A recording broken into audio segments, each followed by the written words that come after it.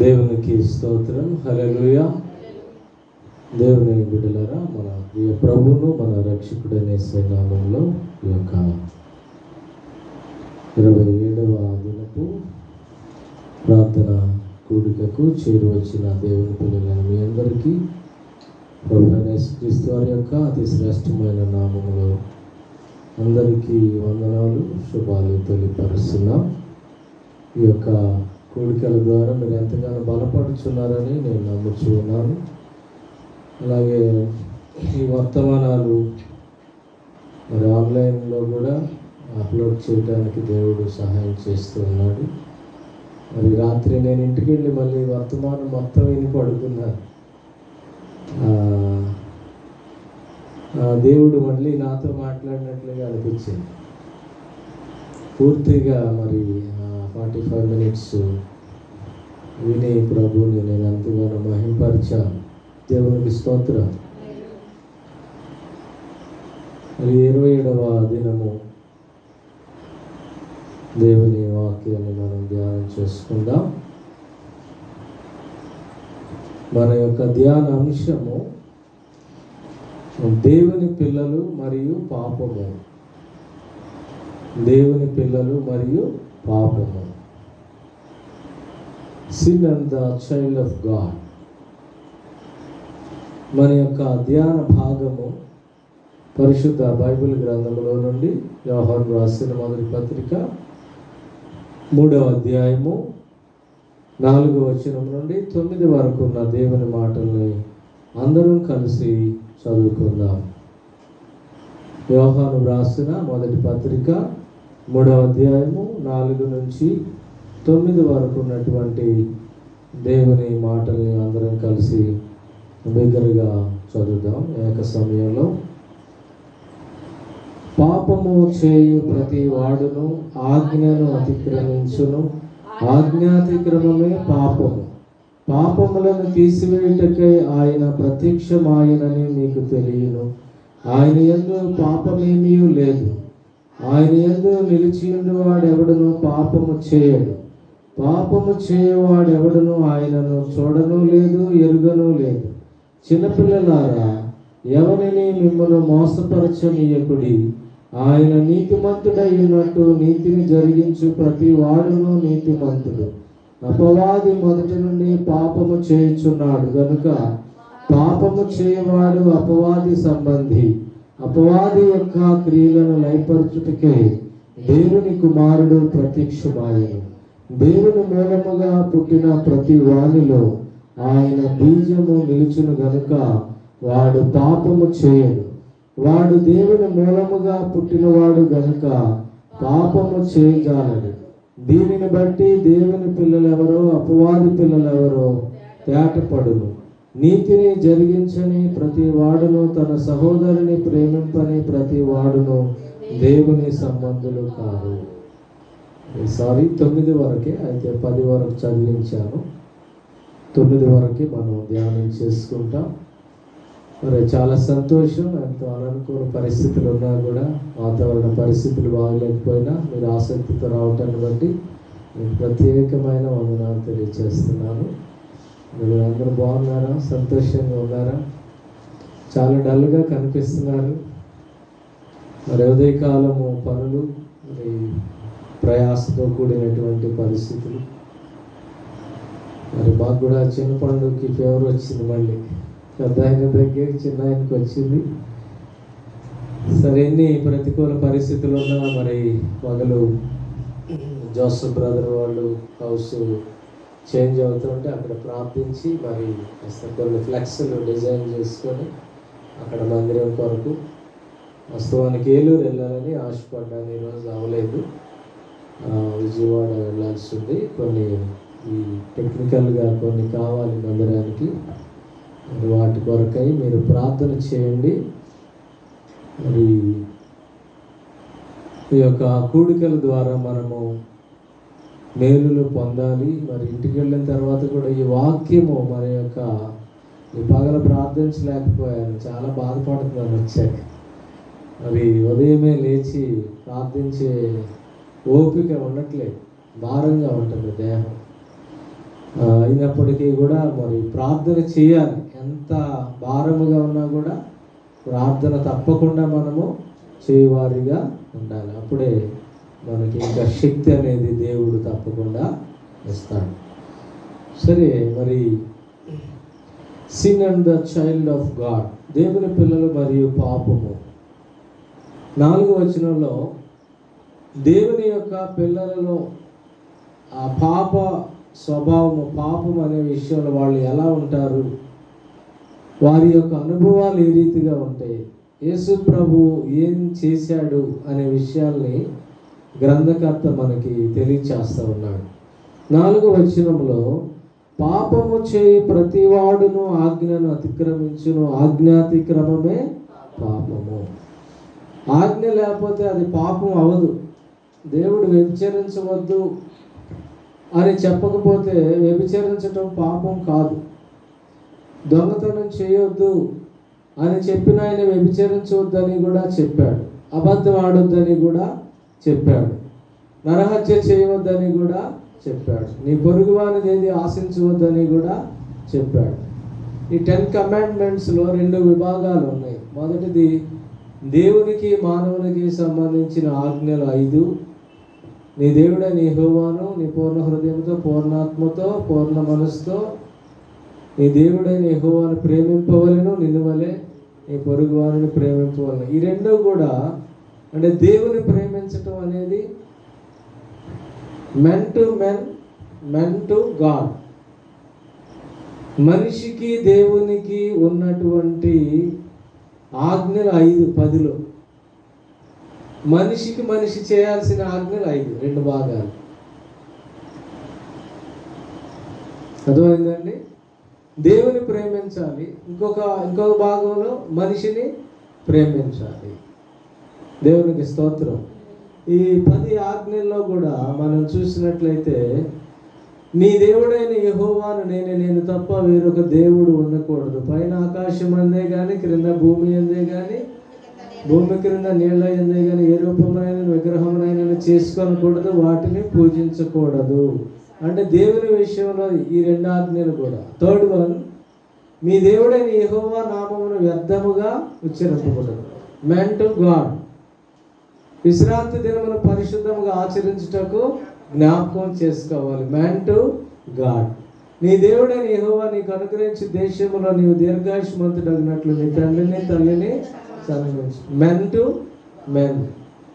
తల్లిదండ్రుల విషయంలో నరహత్య చేయకూడదు, వ్యభిచరించకూడదు, దొంగిలకూడదు, నీ పొరుగువాని మీద అబద్ధ సాక్ష్యం పలుకకూడదు, నీ పొరుగువాని దగ్గర దేనినైనాను ఆశింపకూడదు.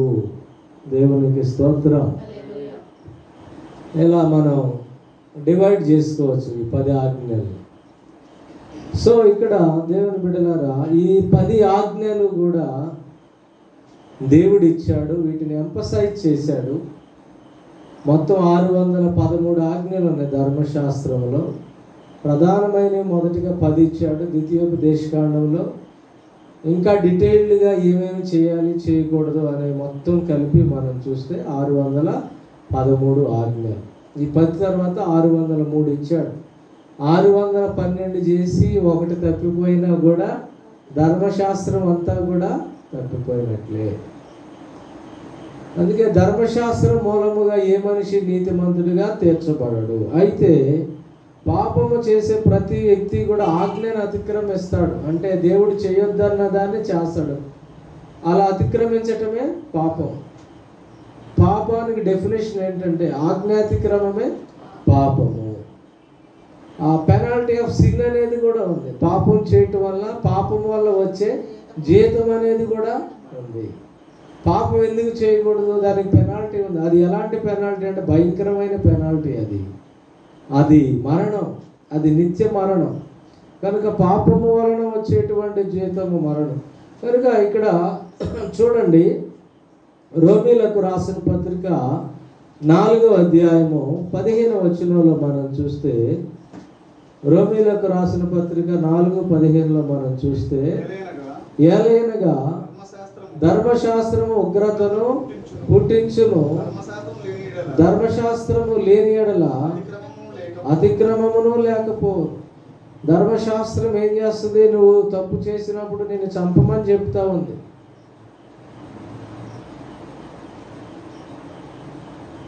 తల్లిదండ్రుల విషయంలో తప్పిపోయినప్పుడు కూడా చెప్తా ఉంది, చంపాలని చెప్తా ఉంది. అంటే ఉగ్రత కురిపిస్తూ ఉంది ధర్మశాస్త్రము. ధర్మశాస్త్రము లేకపోతే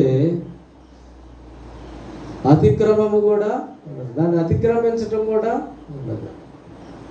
ఆజ్ఞ లేనప్పుడు అతిక్రమం కూడా ఉండదు. ఆజ్ఞ ఏం చేస్తుందంటే, ఈ ధర్మశాస్త్రాన్ని దేవుడు బాల శిక్షకుడిగా ఇచ్చాడంట. అంటే ఆ దినాల్లో వాళ్ళు దేవుని కొరకు జీవించటానికి దానిని ఆయన ఇచ్చాడు. ఇప్పుడు యేసుక్రీస్తు ద్వారా సమస్త విషయాన్ని మనకు ఆయన బోధించాడు. ఇంకొక వచనాన్ని కూడా మనం చూద్దాం. యోహాను రాసిన మొదటి పత్రికలోనే 5:17 మనం చూస్తే, సకల దుర్నీతియు పాపము, అయితే మరణకరము కాని పాపము కలదు. సకల దుర్నీతి పరులుగా జీవించటం పాపం. సకల దుర్నీతి, నీతి కాకుండా చేసేటువంటి ప్రతి నీతి మాలిన చర్య కూడా దుర్నీతి లెక్కలోనికి వస్తుంది. అయితే మరణకరము కాని పాపము కలదు. దేవుని బిడ్డలారా, కనుక ఈ యొక్క పాపము, ఆజ్ఞను అతిక్రమించటమే పాపమని మనం తెలుసుకుంటున్నాం. అందుకే ఇక్కడ ఏం చెప్తున్నాడంటే భక్తుడు, పాపము చే ప్రతివాడు ఆజ్ఞను అతిక్రమిస్తాడు, ఆజ్ఞాతిక్రమమే పాపము. అయితే ఈ పాపమును తీసివేయటానికి దేవుడు ప్రత్యక్షమయ్యాడు. నీలో ఉన్న ఈ పాపం అంతా కూడా తీసివేయటానికి దేవుని కుమారుడైన యేసుక్రీస్తు ప్రత్యక్షమయ్యాడు. యోహాను రాసిన మొదటి పత్రిక 1:2 మనం చూస్తే, ఆ జీవము ప్రత్యక్షమాయను, తండ్రి యొద్ద నుండి మాకు ప్రత్యక్షమైన ఆ నిత్య జీవమును మేము చూచి ఆ జీవమును గురించి సాక్ష్యం ఇచ్చుచు దానిని మీకు తెలియపరచుచున్నాము. దేవునికి స్తోత్రం. ఆ జీవము ప్రత్యక్షమాయను, దానిని చూచి మేము మీకు దాన్ని తెలియచేస్తా ఉన్నాం. ప్రత్యక్షమయ్యాడు ఆ దేవుడు. తర్వాత ఎందుకు ప్రత్యక్షమయ్యాడో కూడా రాశాడు. 3:8 మనం చూస్తే, అదే పత్రికలో, అపవాది మొదటి నుండి పాపము చేయుచున్నాడు గనుక పాపము చేయవాడు అపవాది సంబంధి, అపవాది యొక్క క్రియలను లయపరచుటకే దేవుని కుమారుడు ప్రత్యక్షమయ్యాడు. అపవాది మొదటి నుండి పాపం చేస్తున్నాడు. పాపము చేయ ప్రతివాడు అపవాది సంబంధి. అందరినీ తన వశంలో చేసుకున్నాడు. ఎందుకంటే ఏ భేదము లేదు, అందరూ పాపము చేసి దేవుడు అనుగ్రహించి మహిమను పొందలేకపోతున్నారు. ఎటువైపు వెళ్ళిపోయారు? చీకటిలోకి వెళ్ళిపోయారు. చీకటిలో నుంచి ఇప్పుడు ప్రజలు వెలుగులోనికి తీసుకురావాలంటే అపవాది ఏ క్రియలైతే చేస్తుందో, అపవాది ఏ చర్యలైతే చేసి మనుషులను అతిక్రమంలోనికి నడిపిస్తుందో, వాటి చర్యలన్నిటినీ లయపరచడానికి యేసుక్రీస్తు ఈ లోకానికి వచ్చి ప్రత్యక్షమయ్యాడు, అందరికి కనపడ్డాడు. వాటిని ఎలా జయించాలి, వాడి యొక్క కుయుక్తి ఏంటి, వాడు మనుషుల్ని ఎలా పాపములోనికి నడిపిస్తాడు, ఎలా దుర్నీతిలోనికి తీసుకొస్తాడు అనేది గ్రహింపై వాటిని విడిచిపెట్టి జయం పొందే శక్తినివ్వడానికి ఆయన ప్రత్యక్షమయ్యాడు. అదే క్రిస్మస్ మనకి. దేవునికి స్తోత్రం. ఆయన వచ్చాడు ఈ భూమి మీదకి. హల్లెలూయా.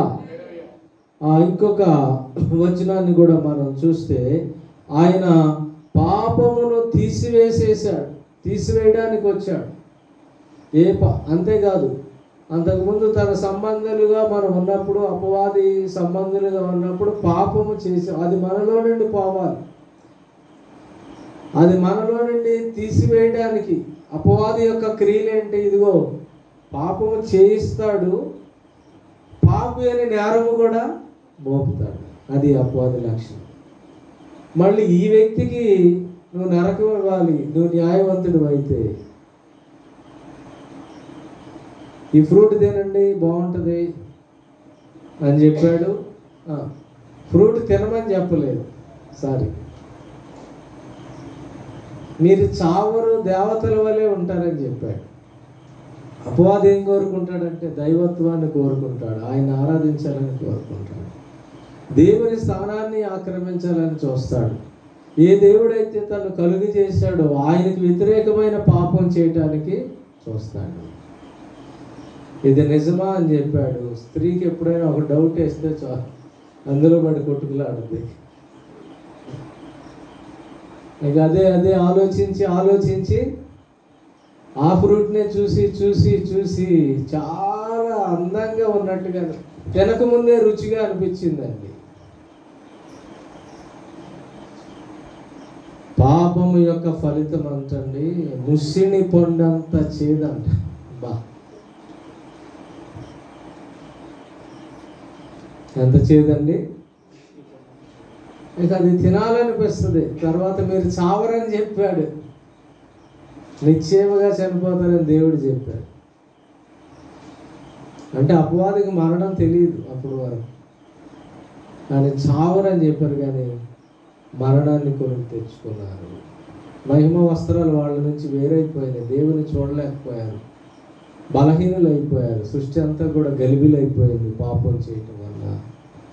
దేవుని ప్లాన్ చెడగొట్టేసేలా అనుకున్నాడు. కానీ 3:15లోనే ప్రభు అనౌన్స్ చేశాడు దేవుడు, మరియు నీకును స్త్రీకి నీ సంతానమునకు స్త్రీ సంతానానికి వైరము కలిగజేస్తాను, అది నిన్ను తల మీద కొట్టును, ఆయన నిన్ను మడిమ మీద కొట్టును అని వాగ్దానం చేసేసాడు. అది అంటే ఆయన అంటే ప్రభు అయిన యేసుక్రీస్తుని లోకానికి పంపి నీ తల చేత కొట్టేస్తాడు. ఇప్పుడు తోక ఆడేస్తున్నాడు, ఇక లాస్ట్ టైం కాబట్టి ఇక ఎవరిని మింగుదామని బాగా తిరుగుతున్నాడు. సువార్త వెలుగు ప్రకటించబడుతున్న కొలది దానికి ప్లేస్ తక్కువైపోతూ ఉంటుంది అపవాది. దేవుని సేవ ఎక్కడ ప్రారంభించబడుతుందో, దేవుని యొక్క దాసులు ఎక్కడైతే ఉంటారో, సువార్థికులు ఎక్కడైతే ఉంటారో, దేవుని వెలుగు వచ్చినప్పుడు దానికి మనుషుల్లో నుండి స్థానం దూరం అయిపోతూ ఉంటుంది. అందుకే ఎక్కువగా దాడి చేస్తూ ఉంటాడు అన్నమాట అండి. దేవుని పిల్లలారా, దేవుడు మనతో మాట్లాడుతున్నాడు. ఆయన మరి అపవాది క్రియలు లయపరచడానికి వచ్చాడు. అవి లయపరచడానికంటే ఏదో నోటి మాట వల్ల గద్దించటం కాదు, మనిషి మీద వచ్చిన శిక్ష, ఆయన మనిషిగా మారి ఆ శిక్షను భరించే అంతగా తీసివేసేటువంటి ఆ అనుభవంలోనికి ఆయన రావాలి. యెషయా గ్రంథం 54వ అధ్యాయం 53వ అధ్యాయంలో 5-6 వచనాలను మనం చూస్తే, ఆయన పాపములను తీసివేయడానికి వచ్చాడు. మన అతిక్రమములను బట్టి అతడు గాయపరచబడెను, మన దోషములను బట్టి నలుగుగొట్టబడెను, మన సమాధానార్థమైన శిక్ష అతని మీద పడెను, అతడు పొందిన దెబ్బల చేత మనకు స్వస్థత కలుగుచున్నది. మనమందరము గొర్రెవలే త్రోవ తప్పిపోతుంది, మనలో ప్రతివాడు తనకిష్టమైన త్రోవకు తొలగెను. యెహోవా మన అందరి దోషమును అతని మీద మోపెను, అతడు దౌర్జన్యము నొందెను, బాధింపబడినను అతడు నోరు తెరవలేదు. వదకు తేపడు గొర్రె పిల్లయు బొచ్చు కత్తిరించు వాని ఎదుట గొర్రెయు మౌనముగా ఉండినట్లు అతడు నోరు తెరవలేదు. అన్యాయపు తీర్పు నొందిన వాడే అతడు కొనుపోబడెను. అతడు నా జనుల అతిక్రమమును బట్టి మొత్తబడిన కదా, సజీవుల భూమిలో నుండి అతడు కొట్టివేయబడను. అయినను అతని తరము వారిలో ఈ సంగతి ఆలోచించిన వారెవరు? ఎవరు ఆలోచించలేదంటే ఎందుకు ఈయన ఇంతగా శిక్షిస్తున్నారు? మన అతిక్రమములను బట్టి, మన దోష శిక్షను, మన రోగములకు స్వస్థత కలగటానికి, మన నిమిత్తము మనలో అతడు బాధించబడ్డాడు, అతడు తృణీకరించబడ్డాడు, అతడు గాయపడ్డాడు అని రాయబడింది. మన గురించి ఆయన చేయబడినటువంటి విషయాలు. అంటే అపవాది యొక్క క్రియలు లయపరచాలంటే ఈ భూమి మీద దేవుడే వచ్చి దేవుడు శ్రమ పొందాలి ఈ లోకంలో.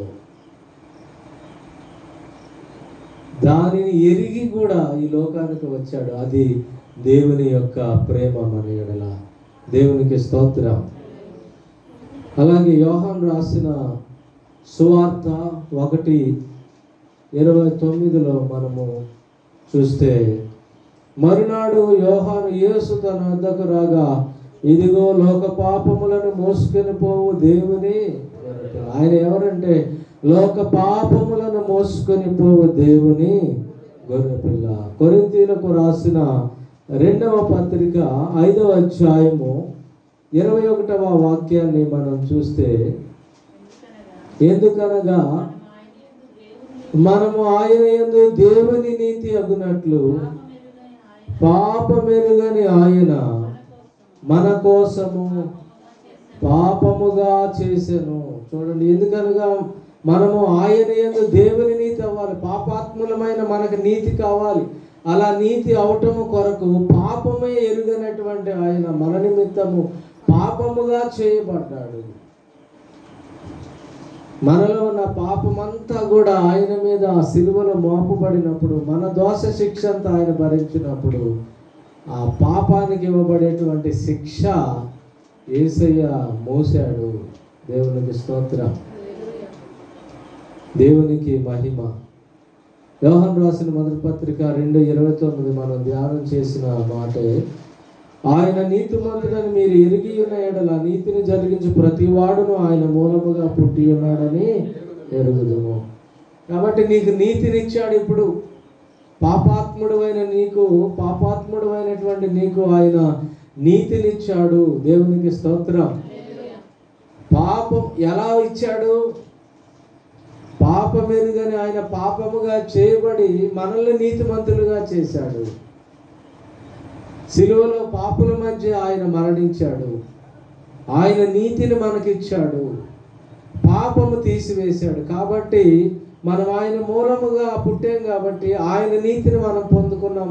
మన పాపం ఆయన తీసేసుకున్నాడు. ఇప్పుడు నీతిని అనుసరించే వ్యక్తిగా మనము జీవించాలి అంటున్నాడు. ఆయన నీతిమంతులను ఎరిగి ఎడల నీతిని జరిగించి ప్రతి వాడును ఆయన మూలముగా పుట్టి ఉన్నాడని. ఇప్పుడు మనం ఎందుకు బ్రతికాం? రెండోసారి ఎందుకు పుట్టామంటే వై వి బోర్న్ అగైన్, ఎందుకు మనం మరలా జన్మించామో నీతిని అనుసరించి ఆయన కొరకు జీవించటానికి. ఇక మీదట నేను జీవించుచున్న జీవితం నా నిమిత్తము గాక నా కొరకు సిలువలో శ్రమ పొందిన యేసు నిమిత్తము జీవించ కోరుతున్నాను అంటాడు అపోస్తలుడైన పౌలు. దేవునికి స్తోత్రం. కనుక ఆ రీతిగా మనం ఉండటానికి 8వ వచనాన్ని మనము చూస్తే 3:8 అపవాది మొదటి నుండి పాపము చేయువాడు గనుక అపవాది మొదటి నుండి పాపము చేయుచున్నాడు గనుక పాపము చేయువాడు అపవాది సంబంధి, అపవాది క్రియలను లయపరచుటకే దేవుని కుమారుడు ప్రత్యక్షమాయను. అపవాది సంబంధులు, అపవాది మొదటి నుంచి పాపం చేస్తా ఉన్నాడు. అపవాది చేసే పాపం ఏంటో తెలుసా? శుభ్రముగా ఉన్న హృదయము అనేటువంటి నేలలో గురుగులు విత్తే పని చేస్తాడు. చక్కగా దేవుని కొరకు మనం ఫలించకుండా, మనలో ఆ ఫలాలు రాకుండా చెడు విత్తుతాడు. అప్పుడు మంచితో పాటు చెడు పెరిగి మంచిని పాడు చేసేస్తుంది చెడు. వాక్యము అంటే 3 రకాలైనటువంటి నేలల గురించి చెప్పాడు. ఒకటి ఏంటంటే త్రోవ పక్కన పడిపోయింది. త్రోవ గట్టిగా ఉంటుంది కదా, రోడ్డు మీద పడిపోయింది, రోడ్డు పక్కన పడిపోయింది, తొక్కేశారు, పాడైపోయి. రెండవది చాలా మన్ను లేని రాతి నేల, పైకి మన్ను ఉంది కానీ కింద రాయి. చూడటానికి స్వభావము హృదయము మెత్తనిదిగా కనబడతా ఉంది కానీ పంట పండే దానిలాగా లోపల తీస్తే బండ హృదయం అన్నమాట, బండలాంటి హృదయం. మూడోది ముండ్ల తుప్పలు గచ్చపొదల్లో బండి. అదేం చేస్తుందంట? ఐహిక విచారము ధనమోసము వలన ఆ విత్తబడిన వాక్యం అయితే ఎదుగుతుంది కానీ అది ఎదగకుండా ఆ ముళ్ళ తుప్పలు అంటే ఈ లోక సంబంధమైన ఆలోచనలు, నేను ఎలా జీవించాలి, ఏం చేయాలి, ఎట్లా అనేటువంటి ఈ విషయాలు ఆ వాక్యాన్ని అంటే దేవుని మీద విశ్వాసం లేకుండా ఎదగకుండా తొక్కేస్తున్నాయి అంట. 4వ నేల ఏంటంటే మంచి నేల. మత్తయి సువార్త 13:38 ప్రభు తెలియచేశాడు, అపవాది అయా మనం మంచిగా విత్తాం కదా, మంచి విత్తనాలు, ఈ గురుగులు ఎక్కడి నుంచి వచ్చినాయి అంటే ఇది శత్రువు యొక్క పని అని చెప్తున్నాడు. చదవండి. పొలము లోకము, మంచి విత్తనములు రాజ్య సంబంధులు, గురుగులు దుష్టుని సంబంధులు, వాటిని విత్తిన శత్రువు అపవాది, కోత యుగ సమాప్తి, కోత కోయవారు దేవదూతలు. అంటే దేవుడు దుర్నీతిమంతులకు ఎందుకు తీర్పు తీర్చట్లేదంటే, ఒకవేళ ఇప్పుడు అందరినీ కోవిడ్ వచ్చేసింది, ఆయన ఏదో మరి ఒక ప్రణాళిక కోసం వేశాడు, కానీ లోకంలో అందరూ కలిసి జీవిస్తున్నారు, అందరికీ ఆ శ్రమ వస్తుంది, దాని ఎఫెక్ట్ ఉంటుందని చెప్పాను కదా. ఈ లోకంలో దాని యొక్క హీట్ అనేది మనకు తగులుద్ది అని చెప్పాను కదా లాస్ట్ డే. సో అలాగే మరి ఈ దుర్నీతిమంతులందరినీ తీసివేయాలంటే వాళ్ళని కూడా ఉండనివ్వాలి, ఒక టైం అనేది నిర్ణయించాడు. ఏమండి? కనుక గురుగులు దుష్టుని సంబంధులు. వాడేం చేశాడు? వీళ్ళు పనివారు నిద్రించుచుండగా గురుగులు వెళ్ళిపోయాడు. నిత్యం సంఘాన్ని పాడు చేస్తూ ఉంటాడు. గురుగులు అంటే ఇప్పుడు తప్పు బోధలు విత్తేసి, తప్పు బోధకులు లేపి, తప్పు సిద్ధాంతాలు లేపి చక్కగా ఉన్న సంఘాన్ని పాడు చేయాలని చూస్తారు. కొంతమందికి మరి క్రైస్తవులే టార్గెట్. ఏమండి?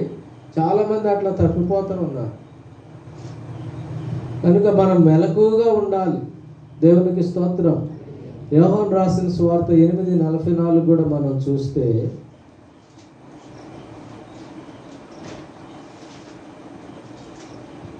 యోహాను సువార్త 8:44, మీరు మీ తండ్రి యందు అపవాది సంబంధులు, మీ తండ్రి దురాశలు నెరవేర్చగోరుచున్నారు. ఆది నుండి వాడు నరహంతకుడయ్యుండి సత్యమందు నిలిచిన వాడు కాడు, వాని యందు సత్యమే లేదు. వాడు అబద్ధమాడినప్పుడు తన స్వభావమును అనుసరించియే మాటలాడును. చూడండి దేవుని బిడ్డలారా, వాడు అబద్ధికుడును అబద్ధమునకు జనకుడునై ఉన్నాడు. బా, ప్రభు చెప్పాడు అపవాది గురించి. అపవాది ఎలాంటి వాడు? చూడండి, ఎవరైతే వాడిని వెంబడిస్తారో వాడి దురాశలను నెరవేర్చగోరుతారు. ఆది నుండి వాడు నరహంతకుడైంది సత్యమందు నిలిచిన వాడు కాదు, వాని యందు సత్యమే లేదు. అంత అబద్ధమే ఉంటుంది, మోసమే ఉంటుంది, దగాయే ఉంటుంది అపవాది దగ్గర. ఒక అబద్ధాన్ని నమ్ముకొని వెళ్ళినప్పుడు ఎవరైనా ఏమైపోతారు చెప్పండి? ఫెయిల్ అయిపోతారు. దేవుని బిడ్డలారా, మరి చక్కగా కుటుంబ జీవితం జీవించేటప్పుడు డైవర్ట్ చేస్తాడు అపవాది. అబద్ధము, మోసము, అది దానిలో సంతోషం ఉన్నట్టుగా భ్రమింప చేస్తాడు, భ్రమపరుస్తాడు. భ్రమపరుచు ఆత్మ అనేది కూడా అపవాది సంబంధమైంది. ఎప్పుడైతే మనం బ్లెస్ చేయబడుతున్నామో, నేను ఎప్పుడైతే కొంచెం అలా తిప్పాడో, నీ బ్లెస్సింగ్, నీకు ఇవ్వబడే ఆశీర్వాదం నుంచి నువ్వు తప్పుకొని పోయావు. అది ఎంతగా చేసేస్తాడంటే, ఇక మనం కొలాప్స్ అయిపోయి ఆశీర్వాదం అంతా కోల్పోయి, అభివృద్ధి అంతా దూరం అయిపోయి, మన యొక్క స్థితి అవసరమైతే లైఫ్ టైం కూడా దాని యొక్క ప్రభావము మనము అనుభవించేటట్టుగా కొన్నిసార్లు చేస్తుంది. దేవుని బిడ్డలారా, మా మదర్ చెప్తుంటే నేను ఒక్కోసారి చాలా భయపడుతుంటాను మా ఫాదర్ గురించి. నీకు దేవుడు ఎక్కువ డబ్బులు ఇచ్చాడని నీ గర్వం పెరిగింది, నువ్వు దేవుని సన్నిధికి రావట్లేదు. పోయిందండి, వ్యాపారం పోయిందిరా, చాలా చాలా ఇట్లా అయిపోయాము, అలా అయిపోయాము, చాలా కష్టాలు పడ్డామండి. ఎంత డబ్బు సంపాదించామో మేము, ఇంకా 8th క్లాస్ ఆ స్టాండర్డ్కి వచ్చేసరికి చాలా కష్టాల్లోకి వెళ్ళిపోయాము.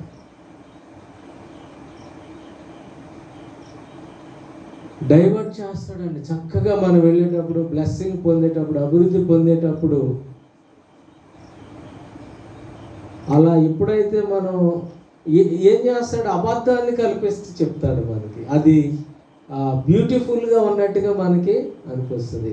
కానీ మనకిచ్చిన, దేవుడు ఇచ్చినటువంటిది ఎంతో శ్రేష్టమైనటువంటి జీవితం, దాని నుంచి మనల్ని తప్పిస్తాడు. అపవాది మొదటి నుండి పాపము చేయుచున్నాడు. పాపము చేయ ప్రతివాడు అపవాది సంబంధి.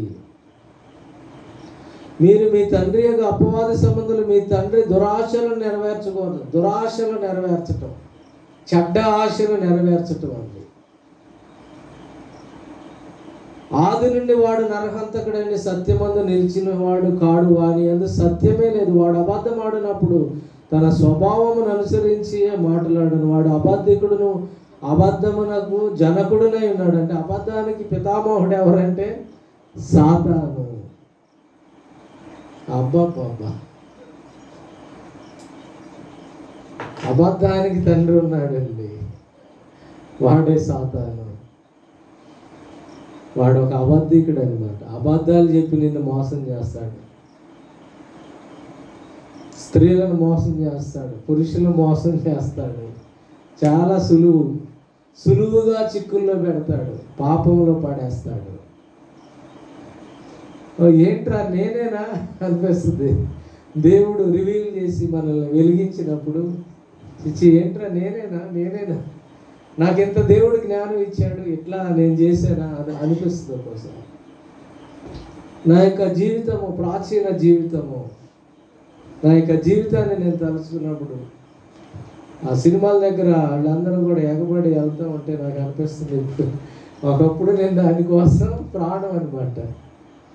అంటే ఏంట్రా నేను ఇట్లాగా చేశానా, నేను ఇలాంటి ఒక వ్యక్తిగా ఉన్నప్పుడు ఆయన నన్ను చూసి రక్షించాడా. ఇది ఎంత ఆశ్చర్యము. దేవునికి స్తోత్రం. అన్నిటి నుంచి విడిపించగలిగిన వాడు దేవునికి స్తోత్రం. తాత్కాలికంగా నువ్వు లొంగిపోతావేమో కానీ యుద్ధము దేవునిది, నీకు ఎప్పటికైనా ఆయన జయమిచ్చేవాడు. దేవునికి స్తోత్రం. అల్టిమేట్గా ఒకవేళ నిన్ను మోసగించి డైవర్ట్ చేసినా కూడా మళ్ళీ ఆయన మార్గంలో నడిపించి మళ్ళీ స్ట్రెంగ్తన్ చేసి బలపరిచే దేవుడు. అయితే ఆ గ్యాప్లో కొంత నష్టం అనేది మనకు కలుగుద్ది. అది మన జీవితాల్లో జరగకుండా ఉండటానికి, అలా డైవర్ట్ అవ్వకుండా ఉండటానికి నిత్యము మన మెలకు కలిగి ప్రార్థించు వారిగా ఉండాలి. దేవునికి స్తోత్రం. వాక్యం అందరికి అర్థమవుతుందా? విషయాలన్నీ తెలుస్తున్నాయా? దేవునికి స్తోత్రం. చూడండి ప్రియులారా, ప్రభు మనతో మాట్లాడుతూ ఉన్నాడు. మరి అపవాది సంబంధాలు అన్నాడు. యోహాను రాసిన మొదటి పత్రిక 3:10 కూడా ఒకసారి చదవండి. దీనిని బట్టి దేవుని పిల్లలెవరో అపవాది పిల్లలెవరో తేటపడును. నీతిని జరిగించని ప్రతివాడును, తన సహోదరుని ప్రేమింపని ప్రతివాడును దేవుని సంబంధులు కాదు. దేవుని పిల్లలుగా మనలో ఉండాల్సింది నీతిని జరిగిస్తాము, నీతి కొరకు జీవించటానికి ప్రయాసపడతాము, నీతిని జరిగిస్తాము. రెండోది అంటే సహోదరుని ప్రేమిస్తాము. ఈ రెండు క్వాలిటీస్ మనం ఆయన నమ్మాము అనే దానికి రుజువై ఉన్నది, ఆయనతో ఉన్నామనే దానికి రుజువై ఉన్నది.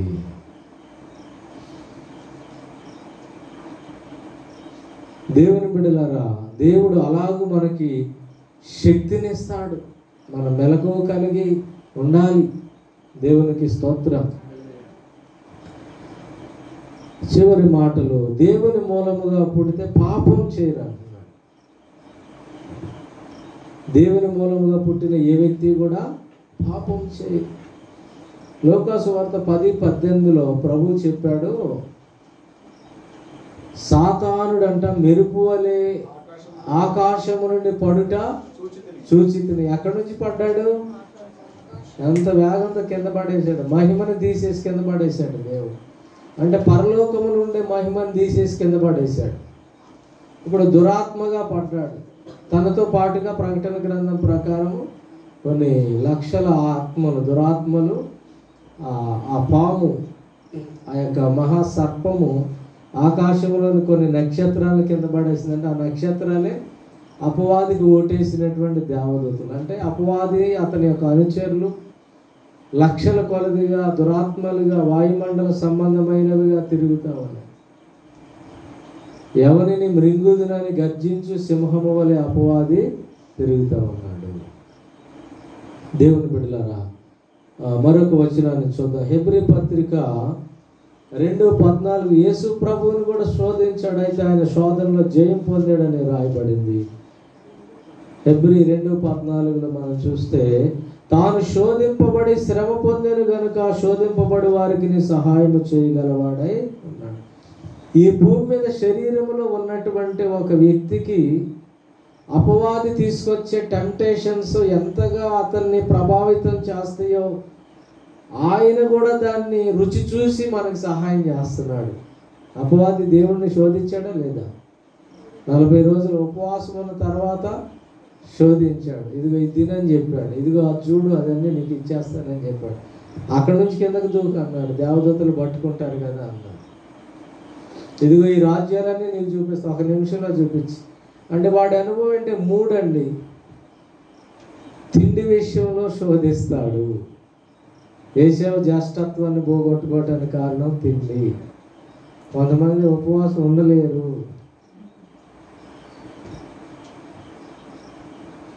నేను ఒకసారి మారుతి నగర్ చర్చిలో శుక్రవారం ఉపవాస కూడికలో చెప్తా ఉంటే, ఇక్కడ చర్చి మినిస్ట్రీకి రాకముందు ఉపవాసం ఉండాలి అని చెప్తుంటే సుబ్బారావు తాతయ్య గారు అని ఉండేవాళ్ళు. ఆయన మరి అట్లా నా షుగర్గా బాగా అంటున్నాడు. ఉండగలిగినంత ఉండండి అని చెప్పాను నేను. మీరు ఉండగలిగినంత ఉండండి, మితముగా తిని ఉండండి కొంత. దేవునికి స్తోత్రం. మరి ఎందుకంటే ఈ లోకాన్ని జయించాలంటే ప్రభు మనిషి కుమారుడు నిరంతరం ఆకలి దప్పులతో జీవించాడు, ప్రార్థన చేశాడు, రాత్రి పగళ్ళు కన్నీటితో విజ్ఞాపన చేస్తూ ఈ లోకంలో జీవించాడని రాయబడి ఉంది. హల్లెలూయా. ఓ దేవుని పిల్లలారా, మరి ప్రభు మనతో మాట్లాడుతున్నాడు. ఆయన శోధించబడ్డాడు. సాతానుడు ఎలా శోధిస్తాడు? శరీరంలో ఉన్న వాళ్ళని దైవ జ్ఞానంలో ఆయన తెలుసుకోగలడు, కానీ ఎక్స్పీరియన్స్డ్ నాలెడ్జ్ కూడా ఆయనకి ఉంది. మనలాగా ఈ లోకంలో జీవించాడండి ఆయన. శరీరం ఎంత అలసిపోద్దో ఆయనకి తెలుసు. ఒక వ్యాధి వస్తే ఆ శరీరంలో ఎంత బలహీనత ఉంటుందో ఆయనకి తెలుసు. సాతాను శోధిస్తే మనుషులు ఎలా టెంప్ట్ అవుతాడో తెలుసు ఆయనకి, ఎందుకంటే ఆయన కూడా శరీరంలో ఉన్నాడు. హల్లెలూయా. చివరి మాటలు చదివి ప్రార్థన చేసుకుందాం. దేవుని బిడ్డలారా, మరి మనం ఆయన మూలముగా పుట్టిన మనము ఆయనతో సహవాసము చేసే వారిగా ఉంటాము అంటున్నాడు 9వ వచనంలో. యోహాను రాసిన సువార్త 1:3 కలిగి ఉన్నదేది ఆయన లేకుండా కలగలేదు. సమస్తాన్ని ఆయన సృజించాడు. ఆయనతో సహవాసం చేస్తే మనకు లభించేది ఏంటంటే మన యొక్క జీవితంలో సమస్తాన్ని ఆయన ఉండి మన జీవితంలో మనకి సహాయం చేస్తాడు. అలాగే 3:3లో కూడా మనం చూస్తే మొదటి పత్రిక 3:3 ఆయన యందు ఈ నిరీక్షణ పెట్టుకొనిన ప్రతి వాడును ఆయన పవిత్రుడై ఉన్నట్టుగా తన్ను పవిత్రునిగా చేసుకొనును. దేవునికి స్తోత్రం. కనుక ఇక ఆయన నమ్మినటువంటి వ్యక్తి యొక్క అనుభవం ఏంటంటే నీతిని అనుసరిస్తాడు, ప్రేమించి నడుచుకుంటాడు. ఆయనను నమ్మి నిరీక్షించిన వాడు దేవుడు పవిత్రుడు కాబట్టి పవిత్రుడిగా జీవిస్తాడు. మన యొక్క జీవితాల్లో కావాల్సింది ఏంటంటే ఈ నియమాలన్నీ కూడా మనము కలిగిన వారుగా వెళ్ళాలి. కష్టమా సులువా అమ్మా చెప్పండి? అలా ఉండటం కష్టమా సులువా?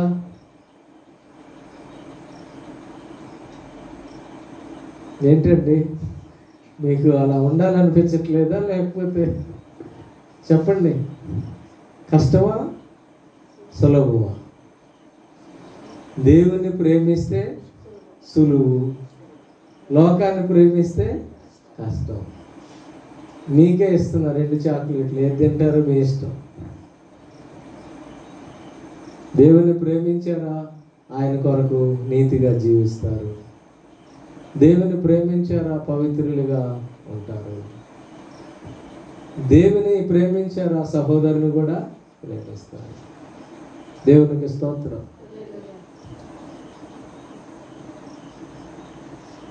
అలాగే మరి యోహాను రాసిన మొదటి పత్రికలోనే 2:29లో ఆయన నీతిమంతుడని మీరు ఎరిగి ఉన్న ఎడల నీతిని జరిగించు ప్రతివాడు ఆయన మూలముగా పుట్టి ఉన్నాడని ఎరుగుదురు. 4:7 కూడా మనం చూస్తే, ప్రియులారా మనము ఒకరినొకడు ప్రేమింతము, ఏలయనగా ప్రేమ దేవుని మూలముగా కలుగుచున్నది. ప్రేమించు ప్రతివాడు దేవుని మూలముగా పుట్టినవాడై దేవుని ఎరుగును. 5:1 యేసే క్రీస్తై ఉన్నాడని నమ్ము ప్రతివాడును దేవుని మూలముగా పుట్టి ఉన్నాడు. పుట్టించిన వానిని ప్రేమించు ప్రతివాడు ఆయన మూలముగా పుట్టిన వానిని ప్రేమించును. దేవునికి స్తోత్రం. ఆయన మనం పుట్టాము ఆయన మూలముగా పుట్టిన వాళ్ళని కూడా మనం ప్రేమించే అనుభవాన్ని కలిగిన వారముగా మనము ఉంటాము. దేవునికి స్తోత్రం. అలాగే అదే 5వ అధ్యాయంలో 4వ వాక్యం కూడా, దేవుని మూలముగా పుట్టిన వారందరూ లోకమును జయించుదురు, లోకమును జయించిన విజయము మన విశ్వాసమే. హల్లెలూయా. అలాగే 18వ వచనం కూడా మనం చూద్దాం. దేవుని మూలముగా పుట్టిన వాడెవడు పాపము చేయడని ఎరుగుదుము. దేవుని మూలముగా పుట్టినవాడు తను భద్రము చేసుకొని గనుక దుష్టుడు ఆయన ముక్తుడు. ఎవరిని ముడతాడంట? దీన్ని బట్టి మనకు అర్థమైంది, ఎవడైతే భద్రపరుచుకోడో, ఎవరైతే తను భద్రపరుచుకోకుండా ఉంటాడో, కొద్దిగా చూద్దాం అనుకుంటాడో అప్పుడు ముడతాడనమాట. కాబట్టి తను దేవుని మూలముగా పుట్టినవాడు పాపం చేయడు సరిగదా, తను భద్రపరుచుకుంటాడు. మనల్ని మనం భద్రపరుచుకోవాలి. దేవునికి స్తోత్రం. బిల్లీ గ్రాహం గారు కొటేషన్ ఈ మధ్య ఒకటి చదివాను. ఆస్తి పోతే దానివల్ల కలిగిన నష్టమేమీ లేదండి. ఆరోగ్యం పోతే కొంత రికవర్ అవ్వచ్చు, దానివల్ల కూడా ప్రాబ్లం లేదు. క్యారెక్టర్ లాస్ అయితే అది ఎప్పటికీ కూడా దాన్ని మనం సరిచేసుకోలేనిది అని చెప్పాడు. ఎంత గొప్ప మాట చూడండి. కనుక మనల్ని మనం భద్రపరుచుకోవాలి. నేను చాలాసార్లు చెప్తూ ఉంటాను, మిమ్మల్ని మీరు భద్రపరుచుకోవాలి. మీ భద్రత మీ చేతిలోనే ఉన్నది. దేవునికి స్తోత్రం. తాను భద్రపరుచుకోవాలి. ముఖ్యంగా స్త్రీలు తమను తాము భద్రపరుచుకోవాలి. పురుషులకు అక్కర్లేదంటే పురుషులకు 2 అంతలుగా భద్రత కావాలి.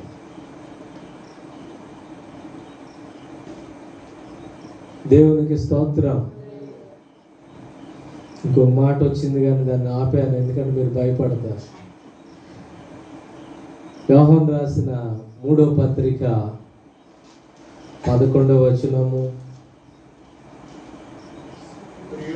ప్రియుడా చెడు కార్యమును కాక మంచి కార్యమును అనుసరించి నడుచుకొనము.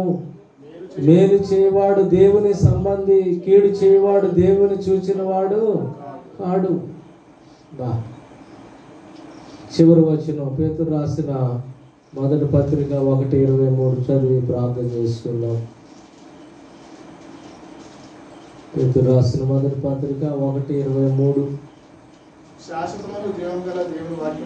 మీరు క్షయబీజము నుండి కాక శాశ్వతమగు జీవము గల దేవుని వాక్య మూలముగా అక్షయ బీజము నుండి పుట్టింపబడిన వారు గనుక నిష్కపటమైన సహోదర ప్రేమ కలుగునట్లు మీరు సత్యమునకు విధేయులవుట చేత మీ మనస్సులను పవిత్రపరుచుకొనిన వారై ఉండి ఒకరినొకడు హృదయపూర్వకముగాను మిక్కుటముగా ప్రేమించుడి. దేవునికి స్తోత్రం.